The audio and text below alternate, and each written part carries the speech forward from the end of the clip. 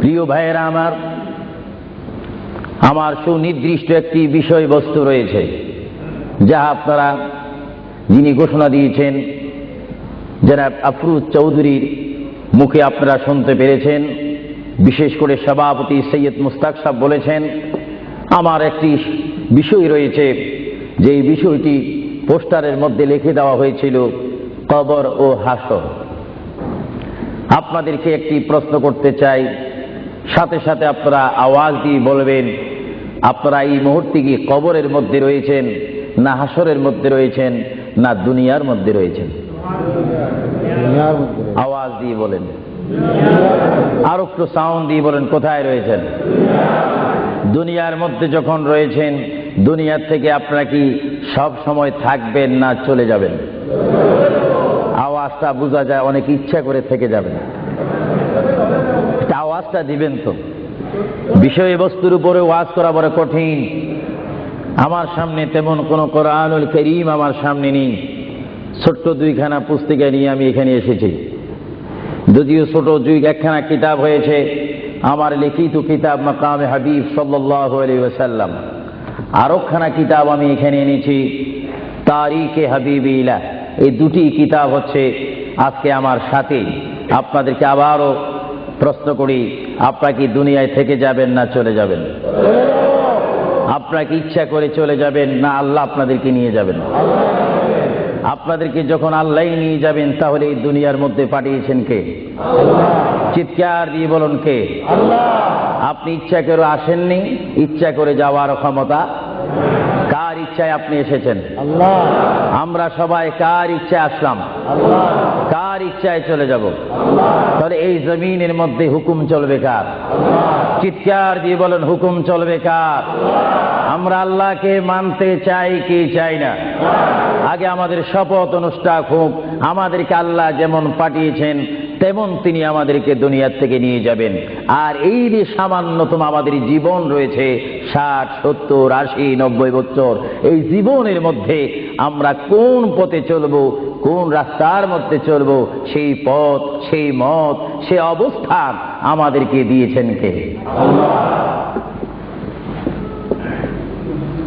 ভাইরা আমার, সর্বময় ক্ষমতার মালিক আল্লাহ এই পৃথিবীতে আমাদেরকে পাঠাইলেন আল্লাহ, এবং এই পৃথিবীতে বান্দা তার প্রিয় বান্দা হবে যদি বান্দা তার খালেককে চিনতে পারে। বান্দা সে যদি আল্লাহর শুকর, আল্লাহকে আল্লাহর মতো চিনতে পারে, তিনি হয়ে যাবেন আল্লাহ ওয়ালা। যদি বলুন, কি ওয়ালা? আওয়াজটা আর একটু মহব্বতে দিবেন। বাংলাদেশে 20-25 হাজার শ্রোতা হয়তো, এই জন্য আজকে ওয়ার্ল্ডাম, বিশেষ করে কুইন এলিজাবেথ হল, বিশাল একটি হলের মধ্যে আমার প্রবাসী ইমানি সুন্নি মুসলমান ভাইয়েরা, বাঙালি ভাইয়েরা উপস্থিত হয়েছেন। আমার কতই আনন্দ পাচ্ছি, কতই আল্লাহর শুকর আদায় করতে পারছি। চিন্তা করলে মনে হয় যুক্তরাজ্যের জমিনে রয়েছি, পরিবেশ দেখলে মনে হয় বাংলাদেশে ওয়াজ করতেছি। আরো জোরে বলুন না সুবহানাল্লাহ। আপনাদের দেশের প্রেম আপনাদের অন্তরে আছে কিনা? আরো জোরে বলুন, আছে কিনা? ভাইরা আমার, মহান রব্বুল আলামিন আমাদেরকে বিশাল পৃথিবীর বুকে পাঠিয়েছেন। কেন পাঠিয়েছেন? কি জন্য পাঠিয়েছেন? তার একটি সুনির্দিষ্ট বিষয় রয়েছে। আল্লাহ রাব্বুল আলামিন সকলকে পাঠিয়েছেন তার জমিনে, তার পথে আন্দোলন করে, তার পথের মধ্যে শ্রম দিয়ে, তার পথের মধ্যে নিজকে প্রতিষ্ঠিত করে, তার পথের মধ্যে নিজকে মুসলমান করে আখিরাতে গিয়ে তার আসল স্থান জান্নাত লাভ করার জন্য আল্লাহ রাব্বুল আলামিন আমাদেরকে প্রথম দুনিয়ার মধ্যে পাঠাইলেন।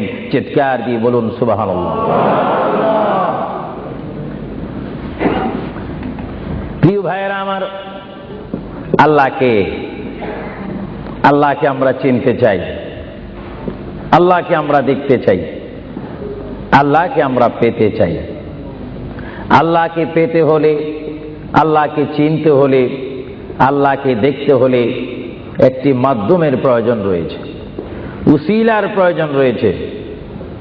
সেই উসিলা হচ্ছে, সেই মাধ্যম হচ্ছে সবাই বলুন মুহাম্মাদুর, আরো জোরে বলুন না মুহাম্মাদুর। আল্লাহ এক, এই দাওয়াত আমাদেরকে দিয়েছেন। সবাই বলুন দুনিয়া আখিরাতের বাদশাহ মুহাম্মাদুর। এই কথার মধ্যে কি আমি কোনো মিথ্যা কথা বললাম নাকি, কোনো ফাঁক ফুক দিলাম নাকি? মহান রব্বুল আলামিনের পরিচয় আমরা পেয়েছি কি সরাসরি না রাসূলের মাধ্যমে? রাসূলের উপর আল্লাহ রাব্বুল আলামিন একখানা বিশাল কিতাব নাজিল করেছেন, যে কিতাবের নাম বলুন আল কোরআন। জোরে বলুন কিতাবটির নাম কি? যে কোরআন শরীফের মধ্যে কোনো সন্দেহ নাই। বলুন কোরআন শরীফের মধ্যে কোনো সন্দেহ? আর এই কোরআন এমন একটি কোরআন যে কোরআন শরীফের সাথে মানুষের সম্পর্ক হলে, ওই মানুষটি কোরআনের সাথে সম্পর্ক ঘটলে ওই মানুষটি আল্লাহ ওয়ালা হয়ে যায়, নবী ওয়ালা হয়ে যায়, ওলি ওয়ালা হয়ে যায়। চিৎকার দিয়ে বলুন সুবহানাল্লাহ। এখন আমাদের জীবনের পরিবর্তন ঘটার প্রয়োজন আছে কিনা? আমরা যদি এই বিশাল পৃথিবীর থেকে চলে যাই, এই বিশাল পৃথিবীর থেকে যদি আমাদেরকে বিদায় নিতে হয়, অবশ্যই আমরা খালি হাতে চলে যাব। আর খালি হাতে যদিও চলে যাই, আমাদের কাঁধের মধ্যে দুইজন ফেরেশতা রয়েছে, কিরামান কাতিবিন। দুইজন ফেরেশতা আমাদের জিন্দেগীর ইতিহাস, জিন্দেগীর ঘটনাগুলি লিখতেছেন, ক্যাসেট করতেছেন। আমরা যেন এমন ভাবে কবরে যাই, এমন ভাবে হাসরের ময়দানে উঠি, আল্লাহ যে দায়িত্ব দিয়ে আমাকে আপনাকে এই বিশাল পৃথিবীর বুকে পাঠিয়েছেন, ওই মহান রব্বুল আলামিনের হুকুম আমার আপনার এই জিন্দেগীর মধ্যে, জীবনের মাধ্যমে বাস্তবায়ন করতে হবে কি হবে না? আরো জোরে বলুন হবে কি হবে না? আপনারা কি করতে চান না এখন থেকে শুরু করতে চান? এখন থেকে আপনি এখন এক বলবেন, দুই বলার সময় নেই, তিন বলবেন, চার বলার সময় নেই, ওয়ান বলবেন, টু বলার সময় নেই। মুহূর্তের মধ্যে আমার আপনার সামনে মৃত্যুর পরোয়ানা আসতে পারে কি পারে না? মৃত্যুর পরোয়ানা পাঠাইবার মালিককে। যদি তিনি এই মুহূর্তে কেউ মৃত্যুর পরোয়ানা পাঠিয়ে দেন, কোন আন্দোলন করার ক্ষমতা আছে নাকি? আজরাইল আলাইহিস সালাম কোন আন্দোলন মানে না।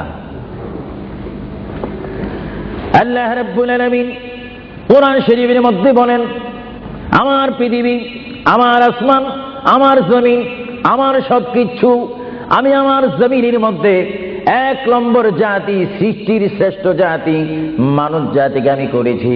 এই জন্য আল্লাহ রাব্বুল আলামিন কোরআন শরীফের মধ্যে বলেন, লাকাদ খালাকুনাল ইনসানা ফি আহসানি তাকওয়িম।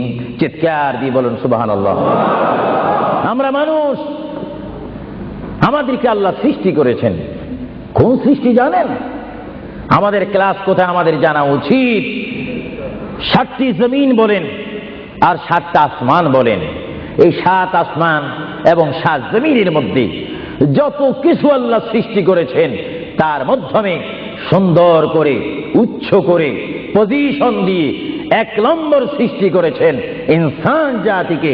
চিৎকার দিয়ে বলুন সুবহানাল্লাহ। সেই ইনসান আমরা, সেই মানুষ আমরা কিয়ামত পর্যন্ত যদি সিজদার মধ্যে পড়ে থাকি, আল্লাহর শুকর শেষ করা কি আমাদের পক্ষে সম্ভব হবে? আরো জোরে বলেন সম্ভব হবে? মহান আল্লাহ আমাদেরকে ইচ্ছা করলে অন্য কোন জাতি করে, অন্য কোন জাতির মধ্যে, হায়ওয়ানের মধ্যে জানোয়ার করে, পাখি করে, বাঘ করে, কুকুর করে, ইত্যাদি জাতের মধ্যে পাঠাইতে পারতেন তিনি ইচ্ছা করলে। কিন্তু কোন জাতের মধ্যে তিনি আমাদেরকে পাঠাননি। তিনি এমন একটি জাতের মধ্যে, এমন একটি মখলুকের মধ্যে আমাদেরকে তিনি সৃষ্টি করেছেন, পজিশন দিয়েছেন, যেই পজিশন আল্লাহ নিজেই পছন্দ করেছেন। চিৎকার দিয়ে বলুন সুবহানাল্লাহ। তাহলে আল্লাহ রাব্বুল আলামিন যখন তার ইচ্ছা অনুযায়ী আমাদেরকে সৃষ্টি করেছেন, তাহলে এই বিশাল পৃথিবীতে চলতে হলে আমরা ইচ্ছা মানব কার? আরো জোরে বলুন কার? যদি আল্লাহর ইচ্ছা যদি কেউ না মানে, আল্লাহ কি তার উপরে খুশি হবে না বেজার হবে? আল্লাহ যদি বেজার হয়ে যায়, আপনার কি স্বপ্ন যুগ হলো কি জান্নাতে যাওয়া যাবে নাকি? মুঠো হবে না, কখনো না। এজন্য আল্লাহ রাব্বুল আলামিন কোরআন শরীফের মধ্যে বলেন, আমার ভাইয়েরা আমার সাথে বলুন, বিসমিল্লাহির রাহমানির রাহিম। তাফসীরে রুহুল বায়ানে দেখি, তাফসীর রুহুল বায়ানে আমি নিজেই পড়ি, তাফসীরে আব্বাসীর মধ্যে পড়ি, তাফসীরে কবীরের মধ্যে পড়ি। আল্লামা ইমাম ফখরুদ্দিন রাজি রহমতুল্লাহ আলাইহি তিনি তাফসীরের মধ্যে তাফসীর করেন। তাফসীরে খাজাইনুল ইরফানের মধ্যে দেখি, তাফসীরে নঈমের মধ্যে দেখি, তাফসীরে রাজভির মধ্যে দেখি, তাফসীরে আজিজের মধ্যে দেখি আমার প্রিয় নবী মুহাম্মদ রাসূলুল্লাহ সাল্লাল্লাহু আলাইহি ওয়াসাল্লাম বলেন, আমার কোন উম্মত যদি একবার মুহাম্মদের সহিত বিসমিল্লাহ শরীফ তেলাওয়াত করে সঙ্গে সঙ্গে মহান প্রভু তার আমলের মধ্যে 190টি সওয়াব দান করবে। চিৎকার দিয়ে বলুন সুবহানাল্লাহ, আরো জোরে বলুন না সুবহানাল্লাহ। আমার প্রিয় মুসলমান ভাইয়েরা, আপনারা বলেন আপনারা সওয়াব চান কি চান না?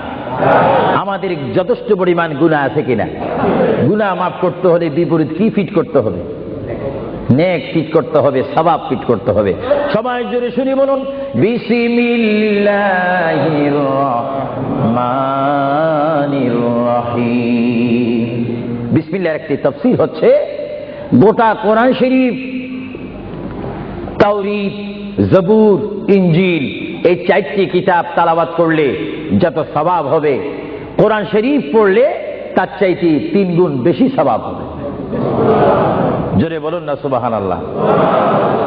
আর গোটা কোরআন শরীফ পড়লে যত সওয়াব হবে, তাহলে একবার সূরা ফাতিহা আলহামদুলিল্লাহ শরীফ তেলাওয়াত করলে তার চাইতে বেশি সওয়াব হবে।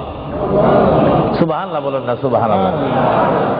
আর একবার বিসমিল্লাহ শরীফ তেলাওয়াত করলে যত সওয়াব হবে, আলহামদুলিল্লাহ পড়লে তার 3 গুণ বেশি সওয়াব হবে। আর বিসমিল্লাহ শরীফ পুরা উচ্চারণ না করে যদি একবার কোন মুসলমান ইমানদার যদি বলে বিসমিল্লাহর বা শব্দ মুখে যদি উচ্চারণ করে, গোটা বিসমিল্লাহ পড়লে যত সওয়াব হবে, একবার বা শরীফ উচ্চারণ করলে তত সওয়াব হবে। চিৎকার কি বলুন সুবহানাল্লাহ।